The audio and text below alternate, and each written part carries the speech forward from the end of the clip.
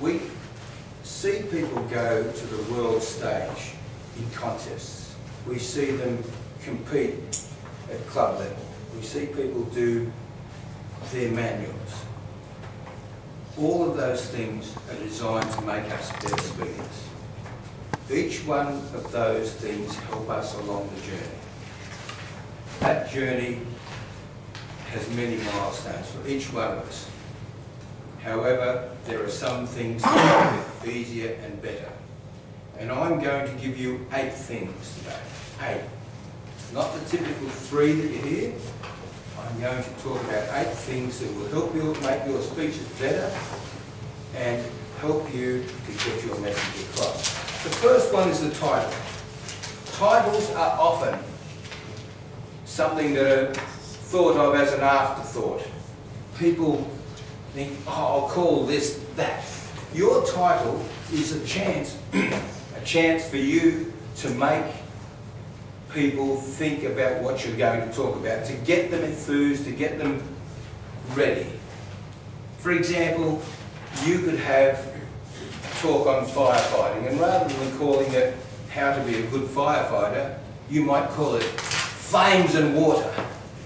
It has more oomph.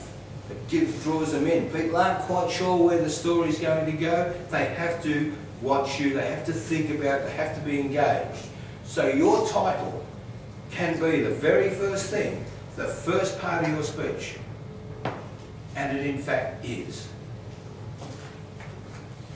So the title is really important, but it's something that we overlook very often. That's the first hint I've got for you. The second is your entrance. Now, I was at Synergy a year ago, I think, when Brett, who went to the World Championships, gave a talk on the starting of your speech. And one of the points that he brought forward that I've really noticed and been trying to use is that how you enter the speaking area sends the message. So if you are going to do a sad speech, you would probably walk in like this, slightly head down, presenting a sad demeanour. If it's a happy speech, you come in, happy smiling face, and present that. That couple of paces, coupled with your title, can and will make a difference to how the perception of that speech is going to be taken.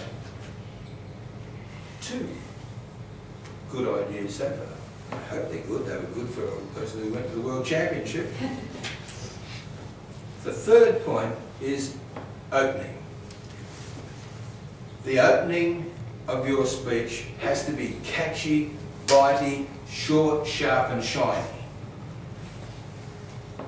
You can't have a long, drawn-out opening. And I'm sure all of you have seen speeches that start and go on and on and on about building the story.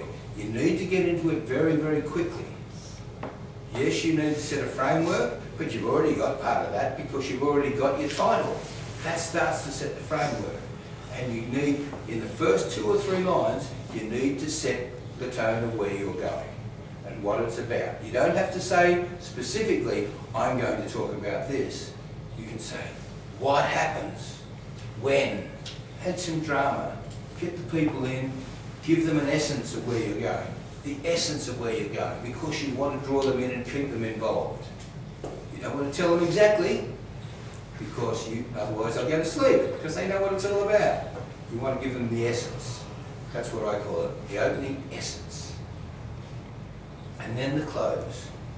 The close is the very last thing people hear from you. It has to be dramatic, it has to deal with the message, and it has to be memorable for people. They need to know what you've just said. Remember the old saying, tell them what you're going to tell them, and then tell them what you told them? That is very true. Tell them what you told them is the close. It has to be dramatic, has to be something they're going to take away from.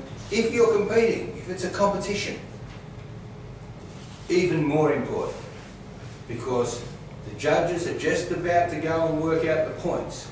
So in the competition, you need to summarise at the end of your speech. So make your close a summary, of what I've said, how I've said it, and reinforce the message. Give them something dramatic, give them something to remember, and in fact points are allocated in most of the speeches for that part of it.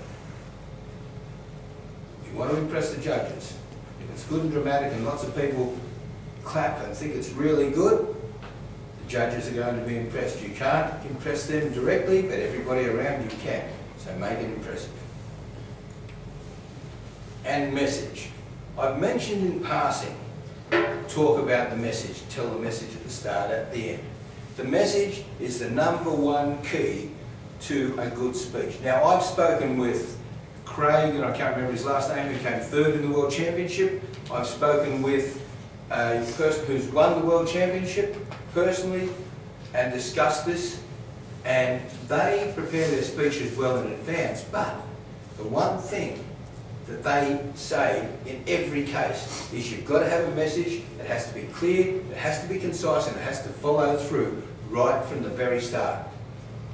That message is the key thing.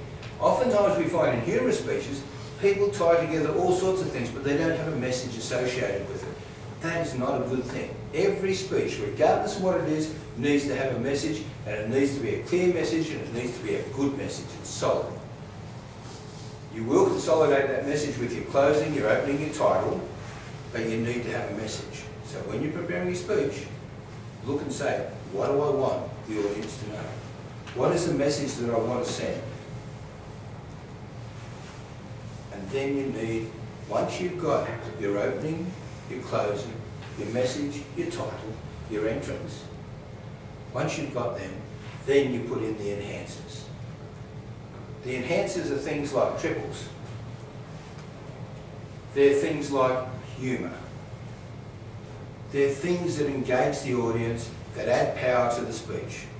My personal favourite is triples. Triples are magnificent for enhancing a particular aspect of a speech. Humour engages the audience. They're all enhancers to a speech. You need to add them after you've got the basic speech ready, after you've got the message organised, and after you've prepared the flow. And then there's the words. How many of us use words that we should use, where we should use other words? Words are important. Toastmasters is about words.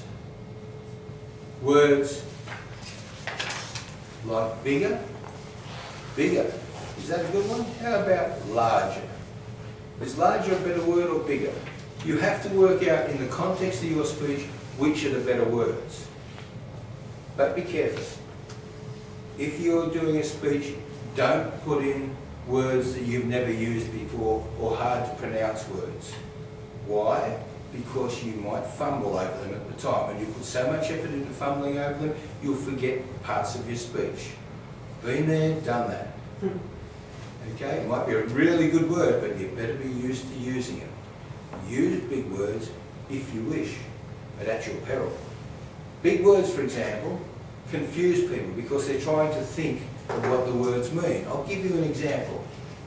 Scintillate. Scintillate. Diminutive asteroid. How I meditate on your precise constitution. Loftily poised in the ether capricious. Similar to a gem. Carbonaceous. How good was that? Did everybody understand what I said? I said, twinkle, twinkle, little star. How I wonder where you are. Up above the world so high, like a diamond in the sky. But I made it in big words. I'll say it again. Scintillate, scintillate, diminutive asteroid. How I meditate on your precise constitution. Loftily poised in the ether capricious. Similar to a gem carbonaceous. So if I use those words in my speech, people are thinking, what is he saying? Trying to put it together. You've lost the message. Don't use big words. Please don't use big words unless they are in common use. Personalise. The eighth and last suggestion that I'm going to make when you're preparing your speeches. Make it a personal speech. Try and get people involved with what you've done. People like that. They understand it. They feel good about it if it's something personal, if it's something they like and they feel it could actually apply to them. It's the Whiffen theory.